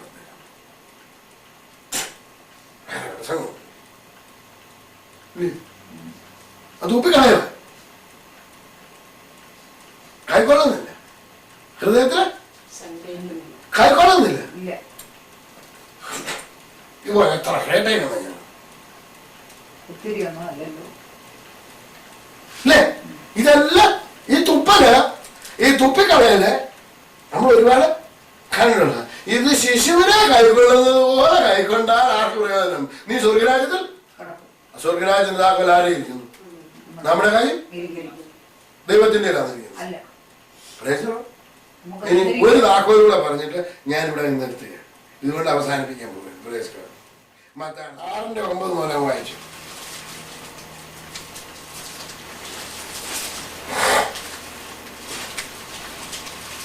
നിങ്ങൾ ഈ വണ്ണം പ്രാർത്ഥിപ്പേ: സ്വർഗസ്ഥനായ ഞങ്ങളുടെ പിതാവേ, നിന്റെ നാമം വിശുദ്ധീകരിക്കപ്പെടണമേ, നിന്റെ രാജ്യം വരണമേ, നിന്റെ ഇഷ്ടം സ്വർഗത്തിലെ പോലെ ഭൂമിയിലും ആക്കണമേ. ഞങ്ങൾക്ക് ആവശ്യമുള്ള ആഹാരം ഇന്ന് തരണമേ. ഞങ്ങളുടെ കടക്കാരോട് ഞങ്ങൾ ക്ഷമിച്ചിരിക്കുന്നത് പോലെ ഞങ്ങളുടെ കടങ്ങളെ ഞങ്ങളോട് ക്ഷമിക്കണമേ. ഞങ്ങളെ പരീക്ഷയിൽ കടക്കാതെ ദുഷ്ടങ്ങളിൽ നിന്ന് ഞങ്ങളെ വിടുവിക്കണമേ. രാജ്യവും ശക്തിയും മഹത്വവും എന്നേക്കും നിനക്കുള്ളതല്ലോ. ക്ഷമിച്ച നിനക്ക് ഉള്ളതല്ലോ. നിങ്ങൾ മനുഷ്യരോട് അവരുടെ പിഴകളെ ക്ഷമിച്ചാൽ സ്വർഗസ്ഥനായ നിങ്ങളുടെ പിതാവ് നിങ്ങളോട് ക്ഷമിക്കും. ഇതാണ് ഏറ്റവും വലിയ താക്കോൽ. ഏറ്റവും വലിയ താക്കോൽ എന്താണ്? ക്ഷമയുടെ വെല്ലിപ്പലികളായി പോയെന്നൊക്കെ പറയുന്നത് അല്ലയോ? ഇത് ആ ക്ഷമയൊന്നുമല്ല. ഇതാണ് താക്കോലിന്റെ ഏറ്റവും വലിയ താക്കോൽ. സ്തോത്രം. ഒന്ന് വായിച്ചു. ഞങ്ങളുടെ 12ാമത് വാക്യം: ഞങ്ങളുടെ കടക്കാരോട് ഞങ്ങൾ ക്ഷമിച്ചതുപോലെ ഞങ്ങളുടെ കടങ്ങളും ഞങ്ങളോട് യാക്കോബാരോട് ഇങ്ങനെ പ്രാർത്ഥിക്കുന്നത്: ഞങ്ങളുടെ കടക്കാരോട് ഞങ്ങൾ ക്ഷമിച്ചതുപോലെ ഞങ്ങളുടെ കടങ്ങളും പാപങ്ങളും ഞങ്ങളോട് ക്ഷമിക്കണമെന്ന്. അപ്പൊ പാപം കൂടെ നമ്മൾ തിരിഞ്ഞു പോയി ചേർത്ത് അതിന്റെ കൂട്ടത്തില് പാപം കൂടെ ചേർത്ത്. കടം മാത്രമേ കർത്താവ് പറഞ്ഞുള്ളൂ. വേണം ഞങ്ങൾ ഞങ്ങളുടെ നമ്മുടെ വകയായിട്ട് ഇച്ചിടെ കട്ടിയാട്ടിന്നുണ്ടെന്ന് പാപം കൂടെ അങ്ങ് ചേർത്തു.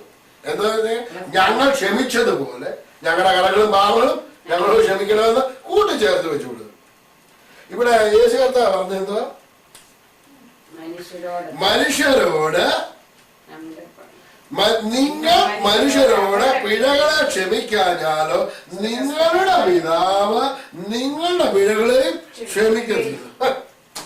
അവരോട് ക്ഷമിക്കാനോ അവരോട് ക്ഷമിക്കാനോ? എന്താ ഞാൻ ചത്താനോട് ഞാൻ പൊറുക്കത്തില്ല. എന്താണ് ഇങ്ങനെയല്ലേ പറയുന്നത്? ഇന്ന തല പോയാലും ഞാൻ അവളോട് ക്ഷമിക്കത്തില്ല. അങ്ങനെയല്ലേ പറഞ്ഞു? മനുഷ്യരല്ല പറയുന്നില്ല. ഞാൻ കഴിഞ്ഞ ഞങ്ങളുടെ ജോലിയിലുള്ള ഞങ്ങളുടെ മാനേജർ ഈ കഴിഞ്ഞ സെപ്റ്റംബർ 11 ആദ്യം അവിടെ TV-ക്കകത്ത് ഇത് വന്നു കഴിഞ്ഞപ്പോൾ ഞങ്ങളെല്ലാം പോകാൻ കണ്ടുകൊണ്ടിരുന്നതുകൊണ്ട് ബ്രേക്ക് കഴിഞ്ഞല്ലേ ഈ പോകുന്നു. അപ്പൊ ഒരുത്തന്നെ അവിടെ ഇന്ന് കണ്ടോണ്ടിരിക്കുകയായിരുന്നു. മാനേജർ വന്നിട്ട് ഈ പുള്ളി അറിഞ്ഞില്ല സംഭവം എന്താ നടക്കുന്നത്. ഇവരൊരു വഴക്ക് പറഞ്ഞു. ഒടുവിൽ അവര് ഒന്നും തെളിവൊക്കെ ആയി. ഒടുവിൽ മാനേജറൊക്കെ പോവുകയും വലിയ ബഹളങ്ങളൊക്കെ ആയി. പ്രൊഡക്ഷൻ മാനേജരായിരുന്നു തെളിവുണ്ടൊക്കെ. ഒടുവിൽ അവസാനം വലിയ പ്രശ്നമൊക്കെ ആയി. അതെല്ലാം കഴിഞ്ഞ് പിന്നെ ശമിച്ച് ഇങ്ങനെയൊക്കെ കഴിഞ്ഞ് ഒരു ദിവസം ഞാൻ ഈ മാനേജരോട് ചോദിച്ചു, പ്രൊഡക്ഷൻ മാനേജരോട് ചോദിച്ചു, നിനക്ക് അവനോട് അങ്ങ് ക്ഷമിക്കരുതെന്ന്. I'm not going to forgive him all my life.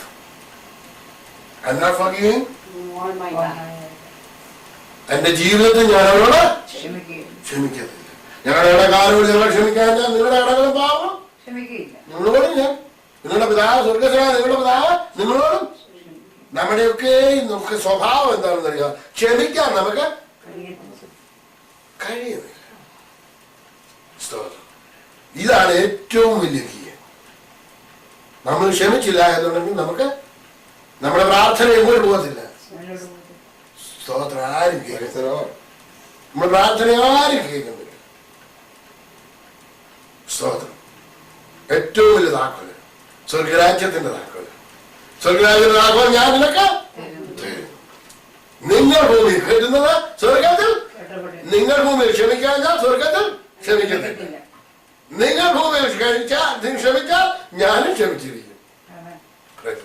നിങ്ങൾ ഭൂമിയിൽ കെട്ടുന്നത് സ്വർഗത്തിൽ കെട്ടപ്പെടിക്കും. നിങ്ങൾ ഭൂമിയിൽ അടിക്കുന്നത് സ്വർഗത്തിൽ അഴിഞ്ഞിരിക്കും. നിങ്ങൾ ഭൂമിയിൽ ക്ഷമിച്ചാൽ സ്വർഗത്തിൽ ക്ഷമിച്ചിരിക്കും. നിങ്ങൾ ഭൂമിയിൽ ക്ഷമിക്കാൻ സ്വർഗത്തിലാണ് നിങ്ങളുടെ പിതാവ് നിങ്ങളോട് ക്ഷമിക്കുകയില്ല. ഈ താക്കോലാണ് ഒരു താക്കോൽ വേണം. ഇനി ഈ താക്കോലിന്റെ വേറൊരു മർമ്മം കൂടെ കൊണ്ടുവരാൻ പോകണം.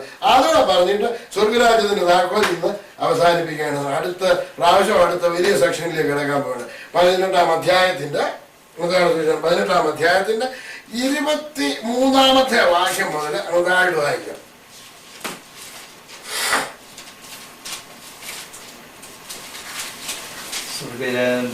തന്റെ ദാസന്മാരുമായി കണക്ക് തീർപ്പാൻ ഇതെതിനെ പറ്റി പറഞ്ഞിരിക്കുന്നത് രാജാവിനോട് സദൃശ്യം. സ്വർഗരാജ്യം. സ്വർഗരാജ്യത്തിലാണ് നമ്മൾ പഠിച്ചുകൊണ്ടിരിക്കുന്നത് അല്ലെ? സ്വർഗരാജ്യത്തെ പറ്റി പഠിച്ചുകൊണ്ടിരിക്കുന്ന സ്വർഗരാജ്യം തന്റെ ദാസന്മാരുമായി കണക്ക് തീർപ്പാൻ ഭാവിക്കുന്ന ഒരു രാജാവിനോട് സാദൃശ്യം. അവർ കണക്ക് നോക്കി തുടങ്ങിയപ്പോൾ 10,000 താളന്ത് കടപ്പെട്ട ഒരുത്തനെ അവന്റെ അടുക്കൽ കൊണ്ടുവന്നു. ഇവൻ എത്ര താളന്ത് കടപ്പെട്ടിട്ടുണ്ട്? 10,000 താളന്ത് കടപ്പെട്ട ഒരുവനെ അവന്റെ അടുക്കൽ കൊണ്ടുവന്നു. സ്വർഗരാജ്യത്തിന്റെ കണക്ക് ഇങ്ങനെ നോക്കിയപ്പോഴാണ് ഒരുത്തനെ കൈ കിട്ടിയത്. എത്രയാണ്? 10,000 താളന്ത് കടപ്പെട്ട ഒരുത്തനെ. അവനെ വീട്ടുവാൻ വകയില്ലാകയാൽ അവന്റെ യജമാനൻ അവനെയും ഭാര്യയെയും മക്കളെയും അവനുള്ളതൊക്കെയും വിറ്റ് കടം തീർപ്പാൻ കൽപ്പിച്ചു.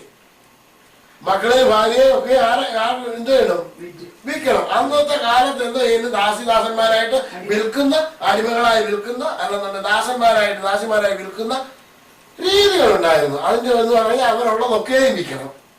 എന്നാലും നമ്മുടെ നാട്ടിലൊക്കെ ഭാഷ പറഞ്ഞു കഴിഞ്ഞാൽ ജപ്തി ചെയ്യണം. ഇവിടുത്തെ ലാംഗ്വേജ് പറഞ്ഞു കഴിഞ്ഞാൽ ബാങ്ക്രപ്റ്റ് ആകും അല്ലേ? വിറ്റിട്ട് കടം വീട്ടാൻ പറഞ്ഞു.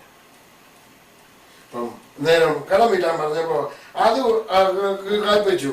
അതുകൊണ്ട് ആ ദാസൻ വീണ് അവനെ നമസ്കരിച്ച്, യജമാനെ എന്നോട് ക്ഷമ തോന്നണമേ, ഞാൻ സകലവും തന്നു തീർക്കാമെന്ന് പറഞ്ഞു.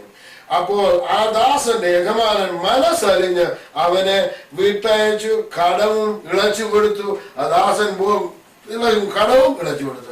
യജമാനന്റെ മനസ്സലിഞ്ഞ് അവനോട് ക്ഷമിച്ച് അവന്റെ കടമൊക്കെയും ഇളച്ചു കൊടുത്തു, അവനെ വിട്ടയച്ചു.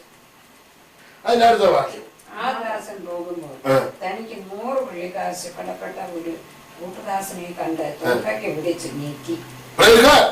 ഈ 10,000 താളന്ത് കടപ്പെട്ടവന് അവൻ കടം ക്ഷമിച്ച് കിട്ടിയവൻ അവൻ അങ്ങോട്ട് പോകുന്നുണ്ട്. 100 താളന്ത് കിട്ടിയവൻ കടപ്പെട്ടവന് എവിടെ കയറി പിടിച്ചു? തൊണ്ട കയറി പിടിച്ചിട്ടെന്താ പറഞ്ഞു? ഞെക്കിയിട്ടെന്താ പറഞ്ഞു?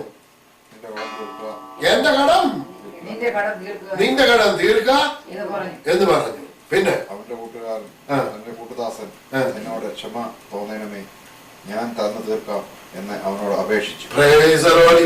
ഇവന് ക്ഷമ ചോദിക്കുകയാണ്. ഞാൻ തന്നു തീർക്കാം, എന്നോട് ക്ഷമ എന്നപേക്ഷിച്ചു. എന്നാൽ അവൻ മനസ്സില്ലാതെ അവന് മനസ്സില്ലാതെ ഉടനെ ചെന്ന കടം വീട്ടുവോളം അവനെ തടവിൽ ആക്കിച്ചു. ഇപ്പൊ ഇവൻ എവിടെ കിടക്കുക? ആരാണ് തടവിൽ കിടക്കുന്നത്? 100 വെള്ളിക്കാശ് കടപ്പെട്ടു കൂട്ടുകാരൻ. ഇവൻ എവിടെ കിടക്കുക? തടവിൽ കിടക്കുന്നവന്റെ പ്രാർത്ഥന യജമാനൻ കാണുന്നുണ്ടോ? തീർച്ചയായിട്ടും. എങ്ങനെ? അവൻ തടവില. അവന് പ്രാർത്ഥന ആരാ കേൾക്കുന്നത്? അവന് പ്രാർത്ഥന എന്ന് പറയുന്നതിന്റെ അർത്ഥം യജമാനുമായിട്ട് അല്ലെന്നുണ്ടെങ്കിൽ ഒരാൾ വ്യക്തിയുമായിട്ട് നേരിട്ട് മുഖാമുഖം അവന്റെ പ്രയാസങ്ങളെ അവന്റെ കാര്യങ്ങളെ അറിയിക്കുന്നതാണ് പ്രാർത്ഥന. പ്രാർത്ഥന ഇവൻ എവിടെയാ കിടക്കുന്നത്? തടവിൽ കിടക്കുന്നവരെ യജമാനം വന്ന് കാണുന്നുണ്ടോ? യജമാൻ ഒരിക്കലും ഇവന് പോകാൻ പറ്റുമോ? ഇവൻ എവിടെയാ കിടക്കുന്നത്? തടവിലാകുന്നുണ്ട്. തീർച്ചയാണ്. തടവിൽ കിടക്കുന്നവനെ യജമാനൻ കാണുന്നുണ്ടോ? ഉണ്ടോ? യജമാനെ ഇവൻ കാണുന്നുണ്ടോ? പിന്നെ ഇവൻ യജമാനെ കാണുന്നില്ല, യജമാനെ അവനെ കാണുന്നില്ല. ഇവർ തമ്മിൽ യാതൊരു ബന്ധവും ഇല്ല. അടുത്ത വായിച്ചു. ഈ സംഭവിച്ചത് അവന്റെ കൂട്ടുദാസന്മാർ കണ്ടിട്ട് വളരെ ദുഃഖിച്ചു. ഈ സംഭവിച്ചത് കൂട്ടുദാസന്മാർ കണ്ടിട്ട് വളരെ ദുഃഖിച്ചു. ചെന്ന് സംഭവിച്ചതൊക്കെയും യജമാനെ ബോധിപ്പിച്ചു. യജമാനൻ അവനെ വിളിച്ചു, കൂട്ടുദാസനെ നീ എന്നോട് അപേക്ഷിക്കുക, ഞാൻ ആ കടമൊക്കെയും ഇളച്ചു തന്നുവല്ലോ. നീ എന്നോട് അപേക്ഷിക്കുകയും ഞാൻ ആ കടമൊക്കെയും നിനക്ക് ഇളച്ചു തന്നുവല്ലോ. അപ്പൊ നീ തിരിച്ചു ആ യജമാനൻ പറഞ്ഞു, നീ എന്നോട് അപേക്ഷിക്കുക, നിന്റെ കടമൊക്കെ ഞാൻ ഇളച്ചു തന്നുവല്ലോ. പിന്നെ പക്ഷെങ്കിൽ ഇവിടെ പറയുന്നുണ്ട്, കൂട്ടുദാസന്മാർ ചെന്ന് പറഞ്ഞു. അതിനു മുൻപേ ഈ തടവിലായ ദാസനെ അപേക്ഷിച്ചു. ആ അപേക്ഷ കേട്ടത് ശ്രദ്ധിച്ചു വായിച്ചു. കൂട്ടുദാസനെ നീ എന്നോട് അപേക്ഷിക്കുക, ദുഷ്ടദാസനെ നീ എന്നോട് അപേക്ഷിക്കുക. ഫസ്റ്റിലെ പ്രതിയോടാ പറയുന്നത്, ആദ്യത്തെ പ്രതിയോടാ പറയുന്നത്. തടവിലായവനോടല്ല. തടവിലായവനെ ആരും കാണുന്നില്ല. അവനവിടെ തടവിൽ തന്നെ. ആദ്യം ക്ഷമിച്ചു കിട്ടിയ 10,000 താലന്ത് കടക്കാരനാ. 10,000 താലന്ത് കടക്കാരനെയായി വിളിച്ചേക്കുന്നത്. ഇപ്പൊ വിളിപ്പിച്ചേക്കുന്നത് അവനെയാണ് വിളിപ്പിച്ചേക്കുന്നത്. ആദ്യമേ യജമാനന് ഒരാൾക്ക് യജമാന് കടം കൊടുക്കാനുള്ള അവൻ ഇളച്ചു കൊടുത്തു. അവൻ ഇളച്ചു കിട്ടിയ സന്തോഷത്തിൽ പോകുന്ന വഴിക്ക് അവന് കടക്ക് കൊടുക്കാനുള്ളവൻ വേറെ അവനെ അതള്ളി അവനെ വിളിച്ചത് ഈ 10,000 രൂപ കടമുള്ളവനെ. ഇവരെന്താണ് ദുഷ്ടത പ്രവർത്തിച്ചത്? 100 താലന്ത് വെള്ളിക്കാശ് കൊടുക്കാനുള്ള 100 വെള്ളിക്കാശ് കടപ്പെട്ടവനെ പിടിച്ച് ജയിലിലാക്കിയിട്ടിരിക്കുകയാണ്. ആ ജയിലിലാക്കിയത് കൊണ്ടാണ് ഇവനെ ദുഷ്ടദാസനെ എന്ന് വിളിക്കുന്നത്. അവന്റെ കൂട്ടുകാർ വന്നിട്ട് യജമാനെ വന്ന് വിവരം അറിയിച്ചപ്പോ യജമാനൻ അവനെ വിടുവിച്ചോ? കാരണം എന്താ? അവനെ എന്താ വിടുവിക്കാഞ്ഞേ? ഇപ്പോഴും പിടികിട്ടിട്ടില്ല. യജമാനന് ഇത് യജമാനൻ എനിക്ക് 10,000 താലന്ത് ഇളച്ചു തന്നു, യജമാനൻ ഇളച്ചു തന്നു. ഞാൻ വരുന്ന വഴിക്ക് എന്റെ കൂട്ടുദാസനായിരിക്കുന്ന ബേച്ചാനെ കണ്ടു. ഞാൻ കയറി തൊണ്ടാക്കി പിടിച്ചിട്ട് പൈസ തരാൻ പറഞ്ഞു, തന്നില്ല. ഞാൻ പിടിച്ചിട്ട് ബേച്ചാനെ പിടിച്ച് ജയിലിലാക്കി. ബേച്ചാൻ ഇപ്പൊ ഇവിടെ കിടക്കുന്നത്. ബേച്ചാന്റെ കൂട്ടുകാരായിരിക്കും നിങ്ങൾ വന്നിട്ട് യജമാനോട് എന്ന് വിവരം പറഞ്ഞു, ഞാൻ ഇന്നതുപോലെ അതിക്രമം കാണിച്ചു എന്ന് യജമാനോട് ചെന്ന് അറിയിച്ചോടനെ യജമാനന് എന്നെ വിളിപ്പിച്ചപ്പോ ബേച്ചാൻ ഇവിടെ കിടക്കുന്നു, തടവിൽ തന്നെ കിടക്കുന്നത്. മനസ്സിലായല്ലോ? അപ്പം ഇനിയും ഈ 10,000 താലന്ത് കടപ്പെട്ടതിനെ വിളിക്കുന്ന എങ്ങനെയാണ്? ദുഷ്ടദാസനെ. പിന്നെ നീ എന്നോ അപേക്ഷിക്കുക, ഞാൻ ആ കടമൊക്കെ നിനക്ക് ഇളച്ചു തന്നുവല്ലോ. അപ്പൊ അത് ഓൾറെഡി തന്ന കാര്യമാണ്. അതിനി തിരിച്ചു ചോദിക്കുന്നില്ല. ചോദിക്കുന്നുണ്ടോ? തന്നുവല്ലോ. പിന്നെ എനിക്ക് നിന്നോട് കരുണ തോന്നിയതുപോലെ നിനക്കും നിന്റെ കൂട്ടുദാസനോട് കരുണ തോന്നേണ്ടത് അല്ലയോ? നീ എന്തുകൊണ്ട് അവനോട് കരുണ കാണിച്ചില്ല എന്നാണ് ചോദിക്കുന്നത്. അപ്പൊ ഈ യജമാൻ ആ ദാസനെ വിടുവിച്ചിട്ടില്ലല്ലോ. വിടുവിച്ചോ? യജമാൻ വിടുവിക്കാൻ പറ്റത്തില്ല, കാരണം ഞാൻ ജയിലിലാക്കിയിരുന്നു.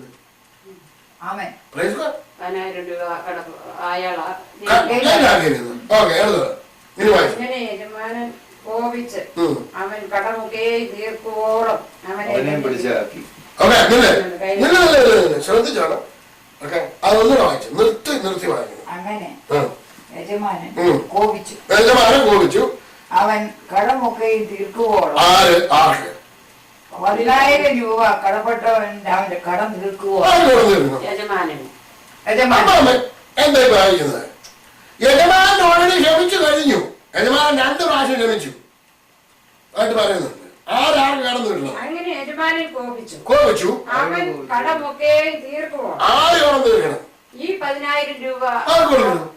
യജമാനല്ല ഇപ്പൊ പ്രശ്നം. മറ്റേ മനുഷ്യനാണ് യജമാന്റെ പ്രശ്നം. എനിക്കും ബേജാൻ വന്നില്ല പ്രശ്നം. ബേജാൻ എനിക്ക് കടം തീർക്കുവോളം ഞാനെന്ത് ചെയ്യണം? അവനെ ദണ്ഡിപ്പിക്കുന്നവരുടെ കയ്യിൽ ഏൽപ്പിച്ചു. അപ്പം ബേജാൻ എന്റെ കടം തീർക്കുവോളം ഞാനിപ്പോ ആരുടെ കയ്യിലാണ് കിടക്കുന്നത്? ബേജാൻ എവിടെ കിടക്കുന്നത്? ബേജാൻ തടവില്ല. ഞാൻ എവിടെ കിടക്കുന്നത്? ദണ്ഡനക്കാരനെ ദണ്ഡിപ്പിക്കുക എന്ന് പറഞ്ഞു കഴിഞ്ഞാൽ എന്തോ അതിന്റെ അർത്ഥം? വിഷമിപ്പിച്ചുകൊണ്ടിരിക്കുക. ഒരു അടിക്കാൻ പിടിക്കാൻ മകളൊക്കെ ദണ്ഡിപ്പിക്കുന്ന ഒരാളെ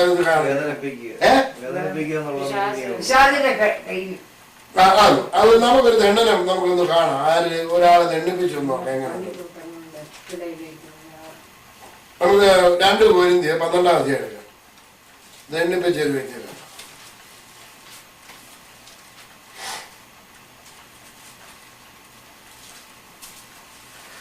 അതിന് 12-7 വാക്യം ഒന്ന് വായിച്ചു.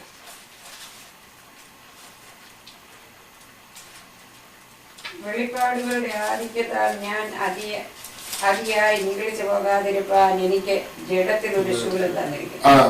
ഞാൻ നിങ്ങളിച്ച് പോകാതിരിക്കേണ്ടതിന് എന്നെ ഒത്തുവാൻ സാത്താന്റെ ദൂതനെ തന്നെ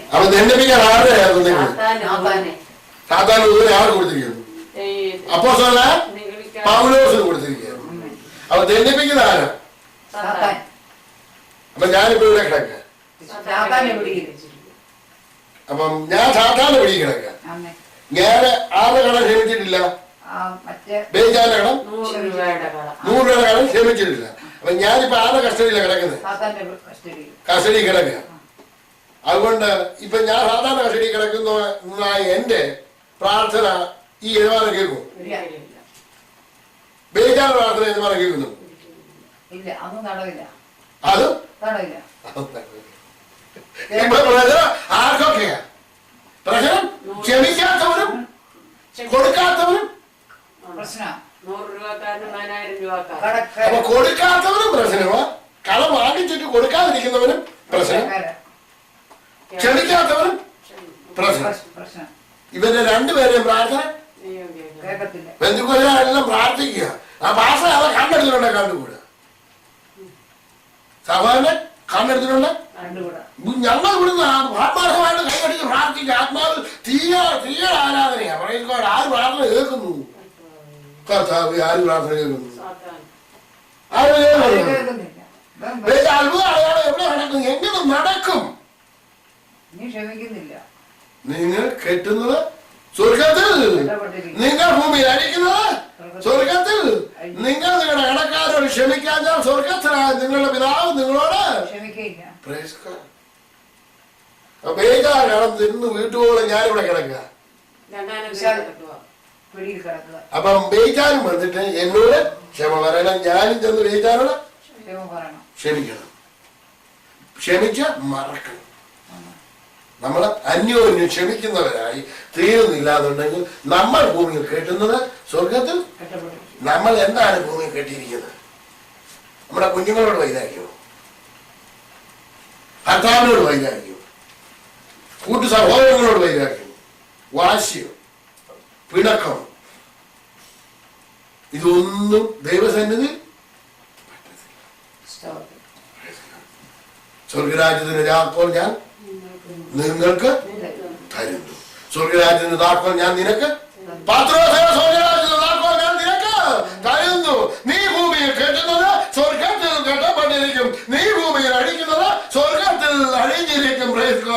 ദൈവത്തിന്റെ സ്വർഗരാജ്യത്തിന്റെ താക്കോൽ ആളുകളിരിക്കുന്നു. നമ്മുടെ കയ്യിലിരിക്കുന്നു. ഇത് നമ്മളാണ് അഴിക്കുകയും തുറക്കുകയും ചെയ്യുന്നവൻ. നിങ്ങൾ ഈ താക്കോല് കൊണ്ട് ആരും തുറക്കാതെ വണ്ണം അടയ്ക്കുകയും ആരും അടയ്ക്കാതെ വണ്ണം തുറക്കുകയും ചെയ്യുന്ന ദാവീദിന്റെ താക്കോലുള്ളവൻ അരുളി ചെയ്യുന്നു. Praise God. സ്വതന്ത്രം സ്വതന്ത്രം. നമ്മൾ എങ്ങനെ നടക്കണം? ദൈവത്തിന്റെ സ്നേഹത്തിൽ നടന്നെങ്കിൽ മാത്രമേ ഈ കാര്യങ്ങളൊക്കെ നമുക്ക് ചെയ്തെടുക്കാൻ സാധ്യമാണ്. ദൈവമേ, നമ്മളെ കർത്താവ് സഹായിക്കട്ടെ. സ്വർഗരാജ്യത്തിന്റെ താക്കോൽ ഞാൻ നിനക്ക് തരാം. നമ്മൾ പ്രാർത്ഥിക്കാം. സ്തോത്രം. സ്വർഗീയ പിതാവേ, നിന്നെ സ്തുതിക്കുന്നു, നിന്നെ ആരാധിക്കുന്നു. കർത്താവേ സ്തോത്രം. നിന്റെ വചനത്തിന്റെ മർമ്മങ്ങളെ നിന്റെ മക്കളാണ് ഞങ്ങൾക്ക് കർത്താവെ നീ വെളിപ്പെടുത്തി തന്നതിനാ നിന്നെ വാഴ്ത്തുന്നു. കർത്താവെ, ഇത്രത്തോളം വഴികളെ സഹായിച്ച കൃപയ്ക്കായി നന്ദിയോട് സ്തോത്രം. ഇത്രയും പഠിപ്പാൻ തക്കവണ വഴികളെ വെളിപ്പെടുത്തിയ കൃപയ്ക്കായി നന്ദിയോട് സ്തോത്രം. നിന്റെ വചനം ജീവനും ചൈതന്യമുള്ളതായി കർത്താവ് നിന്റെ മക്കളുടെ അടിയനിലും പ്രവർത്തിപ്പാൻ തക്കവണ്ണം കേൾക്കുന്ന അനേകർക്ക് അനേകായിരങ്ങൾ കർത്താവെ അത്ഭുത വിഷയമായി തീരുവാൻ തക്കവണ്ണം നീ സഹായിക്കുമാറാകണമെന്ന് പ്രാർത്ഥിക്കുന്നു. പ്രാർത്ഥന കേട്ടിരിക്കുക. സ്തോത്രം. ഹല്ലേലൂയ. സ്തോത്രം. നിന്റെ തിരുനാമ മഹത്വത്തിനായി കർത്താവെ നീ ഉപയോഗിക്കുന്ന കൃപയ്ക്കായി നന്ദിയോട് സ്തോത്രം. അതിനെതിരായി പോരാടിക്കൊണ്ട് നിൽക്കുന്ന ദുഷ്ടശക്തികളെ സ്വർഗ്ഗത്തിനും ഭൂമിക്കുന്നതിനായ നാസറായ യേശുവിന്റെ അധികാരമുള്ള നാമത്തിൽ ഹല്ലേലൂയ വിട്ടമിക്കാവുന്ന ഹല്ലേലൂയ യേശുവിന്റെ നാമത്തിൽ ഹല്ലേലൂയ. ഹല്ലേലൂയ. ഹൃദയങ്ങളെ ബന്ധിച്ചു വെച്ചിരിക്കുന്ന ബന്ധനങ്ങളെ യേശുവിന്റെ നാമത്തിൽ അഴിക്കുകയാകുന്ന ഹല്ലേലൂയ. പിതാവേ, നീ അങ്ങനെ ചെയ്തിരിക്കുക. സ്തോത്രം. ഹല്ലേലൂയ. നിന്റെ തിരുനാമത്തിനാക്കി തീർത്തിരിക്കുക. സ്തോത്രം. യേശുവിന്റെ രാജ്യത്തിന്റെ താക്കോൽ കേട്ട് കേൾക്കുകയും അതിനെ പഠിക്കുകയും ചെയ്ത ദൈവമക്കളെ, നിങ്ങളേവരെയും വേഗം വരുന്ന കർത്താവിന്റെ ധന്യമുള്ള നാമത്തിൽ അഭിനന്ദിക്കുന്നു. ഞാനുമായോ മിനിസ്ട്രിയുമായോ കോണ്ടാക്ട് ചെയ്യണമെന്നുള്ളവർ സ്ക്രീനിൽ കാണുന്ന ഇമെയിൽ അഡ്രസ്സിൽ ഞങ്ങളുമായി ബന്ധപ്പെടുക. ദൈവം ധാരാളമായി അനുഗ്രഹിക്കുമാറാകട്ടെ.